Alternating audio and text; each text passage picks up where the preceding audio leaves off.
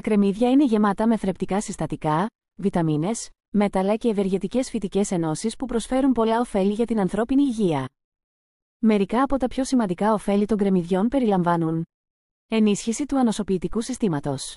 Τα κρεμμύδια περιέχουν υψηλές ποσότητες βιταμίνης C και σεληνίου, τα οποία συμβάλλουν στην ενίσχυση του ανοσοποιητικού συστήματος του σώματος. Τα αντιοξυδωτικά που υπάρχουν στα κρεμμύδια μπορούν να προστατεύσουν τα κύτταρα από τις βλάβες των ελεύθερων ριζών, βοηθώντας έτσι στην καλύτερη λειτουργία του ανοσοποιητικού συστήματος. Μείωση της φλεγμονής. Τα κρεμμύδια περιέχουν ένα αντιοξυδωτικό που ονομάζεται κουερσετίνη, το οποίο έχει ισχυρές αντιφλεγμονώδεις ιδιότητες και μπορεί να βοηθήσει στη μείωση της φλεγμονής στο σώμα. Βελτίωση της υγείας της καρδιάς. Οι ενώσεις που υπάρχουν στα κρεμμύδια μπορούν να βοηθήσουν στη μείωση της υψηλής αρτηριακής πίεσης, στη μείωση των επιπέδων της κακής χολυστερόλης, LDL, και των τριγλικεριδίων στο αίμα.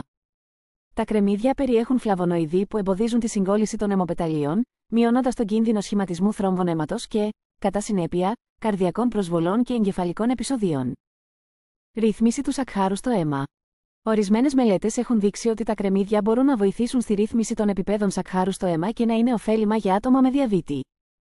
Βελτίωση της υγείας του πεπτικού συστήματος.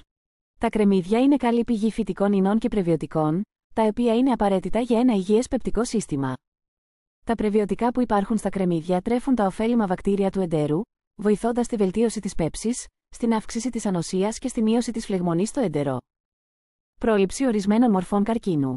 Ορισμένες έρευνες έχουν δείξει ότι οι ενώσεις που υπάρχουν στα κρεμμύδια μπορούν να βοηθήσουν στην πρόληψη της ανάπτυξης καρκινικών κυττάρων, ιδιαίτερα καρκίνου του μαστού, του παχαίου εντέρου, του στομάχου και των πνευμόνων. Ενίσχυση των οστών.